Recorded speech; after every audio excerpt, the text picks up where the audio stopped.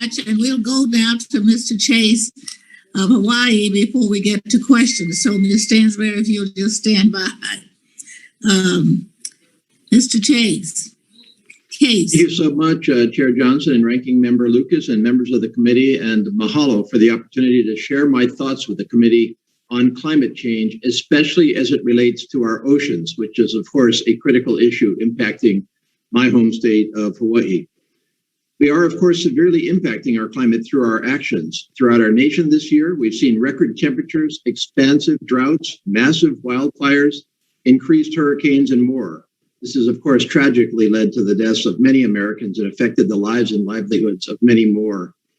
These weather events will only increase in frequency and severity on our present course. In my home state of Hawaii, we are on the front lines of the fight against climate change because of its severe effects on our fragile ecosystems, especially our oceans. Ocean acidification is killing off our native reefs and shellfish. Ocean rise is washing away our beaches and threatening roads and communities. And increasing temperatures are having effects such as pushing mosquitoes and other invasive species further into our native forests, killing more and more of our endemic endangered species. I want to thank this committee for your leadership on climate-related issues to help protect Hawaii from these threats. Your work and investments in climate science, research, and observation technology have focused squarely on the challenges we're facing. For example, continued congressional support for NOAA's Mauna Loa Observatory on the island of Hawaii over decades has confirmed the existence, extent, and pace of climate change.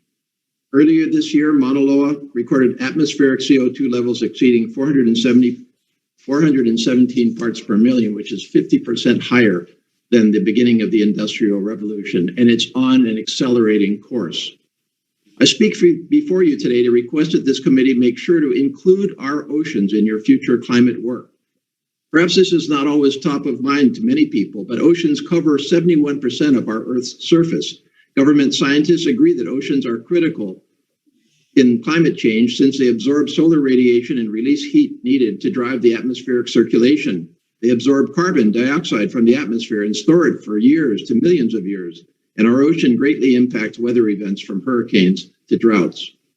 To help do my part, together with other colleagues on a bipartisan basis, I'm an original co-sponsor of H.R. 3764, the Ocean-Based Climate Solutions Act, H.R. 3906, the Blue Carbon Protection Act, and H.R. 3748, the Blue Globe Act. These measures would help restore marine and coastal ecosystems, make coastal communities more resilient, and conserve marine mammal and fish populations. These bills have all been referred to my Natural Resources Committee, but they've also been referred to this committee. Your input and markup and serious attention to these measures are critical to their success, given your expertise in research and development and scientific issues more broadly. Their advancement is important to assisting coastal communities and constituencies like mine adapt to new realities of higher sea level, increased flooding, and depleted fish stocks. Furthermore, your continued investment in monitoring and forecasting can help us mitigate climate change effects until we develop long-term solutions. I grew up in the town of Hilo, Hawaii, on the coast, on the island of Hawaii, and I remember personally the 1960 tsunami that killed 61 people in my hometown. Because of the excellent work of the National Weather Service and other federal agencies, while we have had tsunamis since then, we have not seen a tragedy of that nature in America on that scale since. We can follow this model to help develop ways to save lives as we confront climate change head-on in this Congress and beyond. In closing, thank you again for your leadership in addressing the science of climate change and work towards advancing American innovation to address climate-related issues. I look forward to continuing to work with you on this critical issue that is affecting all of our constituencies and especially our oceans. Thank you very much. I yield back. Thank you very much. At this point, we'll begin our question period. Mr. Case, the Science Committee has held many productive ocean-related hearings and are working on significant ocean-related bills. We've talked about the importance of the ocean in the Earth system and the Ocean Climate Nexus on June 7th. We held a hearing entitled Defining a National Ocean Shot. accelerating ocean and Great Lakes science and technology. Earlier this year, we passed Ms. Bonamicha's Coast Research Act out of the House, and I'm committed to working with you and Chairman Bahava of the Committee on Natural Resources to move these important cross-jurisdictional ocean bills, including our forthcoming ocean exploration bill. In the gentleman's informed opinion, what would you say would be the most important ocean science questions you think the Science Committee should address? Well, thank you so much, Madam Chair. And first of all, I do definitely want to again recognize the work of this committee to date. You've been real leaders on this issue. You have been entirely cognizant and fully appreciative of the oceans from a climate change perspective, you collectively. And it has been a wonderful working partnership from that perspective. I guess what I would say to you is that when we talk about the oceans are not some integrated, separate ecosystem from the land and from our air. And so I guess I would answer you very, very generally, which is your broader work on climate change is obviously critical to the oceans as well as every other part of our global ecosystem. And so I don't want to get away from that at all. I definitely believe that your emphasis on research and development in terms of climate change with specific regard to impacts on the oceans is invaluable because it does demonstrate the actual effect of climate change, which many of us don't perceive in the oceans because we don't tend to go into the oceans. I do, but many of us don't. Is critical from just appreciating the acidification, the increase in temperatures in our oceans, the impacts on coastal communities. That research and development proves a cause and effect,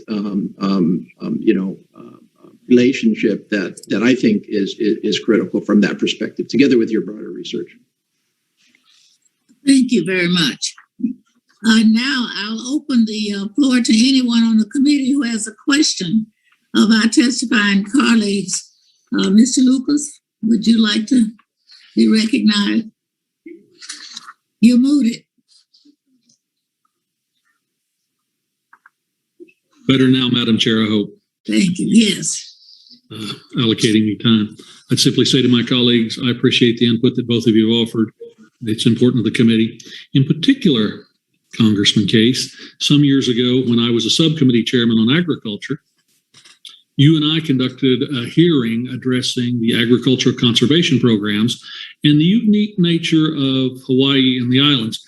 Would you remind us today about the climate, the different climate zones? When you're on an island, you literally have everything from rainforest potentially to arid deserts or semi-arid. Could you mention a few details about that, the unique challenges in Hawaii?